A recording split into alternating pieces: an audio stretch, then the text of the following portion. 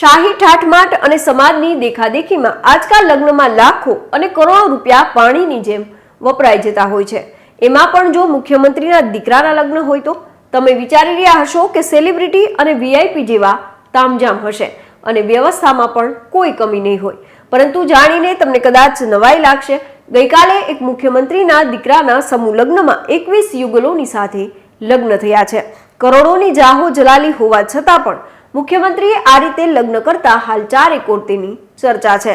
નમસ્કાર, આપની સાથે હું મમતા ગઢવી અને શાહી શણગારને બદલે સાદગીથી લગ્ન કરનાર આ મુખ્યમંત્રીની વિગતે વાત કરીએ વાત ગુજરાતી પર। હાલ લગ્નની સિઝન ચાલી રહી છે। આપણે ત્યાં લગ્ન એટલે પ્રેમનું પવિત્ર બંધન, જ્યાં બે આત્માઓ એક થાય છે। 7 ફેરા 7 વચન અને જીવનભરનો એક અનોખો સંગાથ। પરંતુ બદલાતા સમય સાથે હવે લગ્નનો ઠાઠમાટ વધી ગયો છે। રીત રિવાજ અને વધતી મોંઘવારી વચ્ચે સામાન્ય કે મધ્યમ પરિવાર દીકરા કે દીકરીના લગ્ન કરાવવામાં મોટા દેવામાં ડૂબી જતા હોય છે। ત્યારે આ બધાની વચ્ચે મુખ્યમંત્રીએ સાદગીથી સમૂહમાં દીકરાના લગ્ન કરાવતા સમાજને એક નવી જ રાહ ચીંધી છે। અમે વાત કરી રહ્યા છીએ મધ્યપ્રદેશના મુખ્યમંત્રી ડોક્ટર મોહન યાદવની। મુખ્યમંત્રીએ તેમના દીકરા ડોક્ટર અભિમન્યુના લગ્ન છે તે ઉજ્જૈનમાં યોજાયેલા એક સમૂહ લગ્નમાં કર્યા છે। 21 દંપતી સાથે જ મુખ્યમંત્રીના દીકરાના પણ લગ્ન થયા।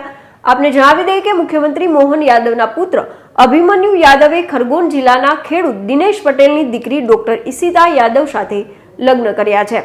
ડોક્ટર અભિમન્યુ યાદવે MBBSની સાથે માસ્ટર ઓફ સર્જનની ડિગ્રી મેળવી છે, જ્યારે ઈશિતા યાદવ પણ MBBS છે। મુખ્યમંત્રીના નિવાસસ્થાન ગીતા કોલોની ખાતે માતાની પૂજા સાથે લગ્નની ધાર્મિક વિધિની શરૂઆત થઈ હતી। આ સમયનો એક વિડીયો છે એ પણ સોશિયલ મીડિયામાં વાયરલ થયો હતો, જ્યાં ડોક્ટર અભિમન્યુ અને ઈશિતા બળદગાડામાં બેઠા હતા। આ સમૂહ લગ્નમાં ઘણા મહાનુભાવોએ પણ હાજરી આપી હતી। રાજ્ય સરકારના અનેક મંત્રીઓ તેમજ અનેક દિગ્ગજ નેતાઓ છે તે સમૂહ લગ્નમાં હાજર રહ્યા હતા। બાબા રામદેવ અને પંડિત ધીરેન્દ્ર શાસ્ત્રી નવવિવાહિત યુગલોને આશીર્વાદ આપવા પહોંચ્યા હતા। આ સમૂહ લગ્ન સંમેલનમાં CM મોહન યાદવના દીકરા સિવાય 21 યુગલોએ છે તે પ્રભુતામાં પગલા પાડ્યા હતા। સામાન્ય રીતે દરેક માતા પિતાના અરમાન હોય છે કે તેમના સંતાનોના લગ્નમાં કોઈ કમી ન રહે, શાહી ઠાઠમાટથી લગ્ન થાય અને સમાજમાં તેનો ડંકો વાગે। ત્યારે આ દેખાદેખી વચ્ચે સાદાઈથી દીકરાના લગ્ન કરનાર આ મુખ્યમંત્રીની હાલ ચારેકોર પ્રશંસા થઈ રહી છે। આપને જણાવી દઈએ કે સમૂહ લગ્નમાં પણ મુખ્યમંત્રીના પુત્રના લગ્ન માટે અલગથી કોઈ પણ વ્યવસ્થા નહોતી કરવામાં આવી, કોઈ ભવ્ય સજાવટ કે ધામધૂમ નહીં।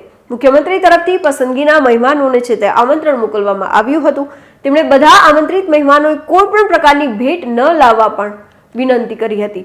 જોકે આ પહેલીવાર નથી જ્યારે મુખ્યમંત્રીએ તેમના સંતાનોના લગ્ન છે તે સાદગીથી કર્યા હોય। ગયા વર્ષે મુખ્યમંત્રી મોહન યાદવના મોટા દીકરા એટલે કે વૈભવના લગ્ન પણ રાજસ્થાનમાં સાદગીથી થયા હતા। મુખ્યમંત્રીની આ પહેલની હાલ ચારેકોર ચર્ચા થઈ રહી છે, કારણ કે મોટા ભાગના લોકો વર્ષોની તેમની બચત લગ્નમાં ખર્ચ કરી નાખે છે। તેની વચ્ચે આ પ્રકારના લગ્ન સમાજ માટે પ્રેરણારૂપ છે। દરેક પિતા પોતાના સંતાનોના લગ્ન માટે દરેક મથામણ કરતા હોય છે, પરંતુ વધતી મોંઘવારી અને સમાજની દેખાદેખીમાં કેટલાક માતા પિતા સગવડ ન હોવા છતાં પણ માથે કરીને લગ્ન પ્રસંગ પાર પાડતા હોય છે। ત્યારે આ પ્રકારે યોજાતા સમૂહ લગ્ન છે તે તેમના માટે આશીર્વાદરૂપ છે। હવે મધ્યપ્રદેશના મુખ્યમંત્રી ડોક્ટર મોહન યાદવની વાત કરીએ તો તેઓ ઉજ્જૈન જિલ્લાના રહેવાસી છે અને છેલ્લી ચૂંટણીમાં તેઓ ઉજ્જૈન દક્ષિણ બેઠક પરથી ધારાસભ્ય તરીકે ચૂંટાયા હતા। તેઓ ત્રીજી વખત ધારાસભ્ય બન્યા અને મુખ્યમંત્રી પદ સુધી પહોંચ્યા હતા। 2013ની ચૂંટણીમાં તેઓ પ્રથમ વખત ધારાસભ્ય તરીકે ચૂંટાયા, ત્યારબાદ 2018માં પણ તેઓ બીજી વખત ધારાસભ્ય બન્યા।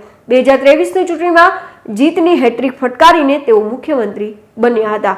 2020માં શિવરાજસિંહ ચૌહાણની સરકારમાં શિક્ષણ મંત્રી રહ્યા હતા। ખેતીની જમીન, બિનખેતીની જમીન તેમજ પૈતૃક સંપત્તિ અને રહેણાંક મકાનો અને કોમર્શિયલ ઇમારતોના રૂપમાં તેમની પાસે કરોડોની સંપત્તિ છે। આટલી જાહો જલાલી હોવા છતાં પણ સમૂહમાં દીકરાના લગ્ન કરાવીને અનેક લોકોને પ્રેરણા આપી છે। 2 દિવસના આમ તો લગ્નમાં વર્ષોની કમાણીનો ધુમાડો થઈ જતો હોય છે, તેની વચ્ચે આ લગ્ન હાલ ચર્ચાનું કેન્દ્ર બન્યા છે। ત્યારે આ અંગે આપ શું માની રહ્યા છો અમને કોમેન્ટ કરીને જરૂર જણાવશો। તો અત્યારે બસ આટલું જ। ફરી કંઈક આવી અજાણી વાતો આપના સુધી પહોંચાડતા રહીશું અને મળતા રહીશું વાત ગુજરાતી પર।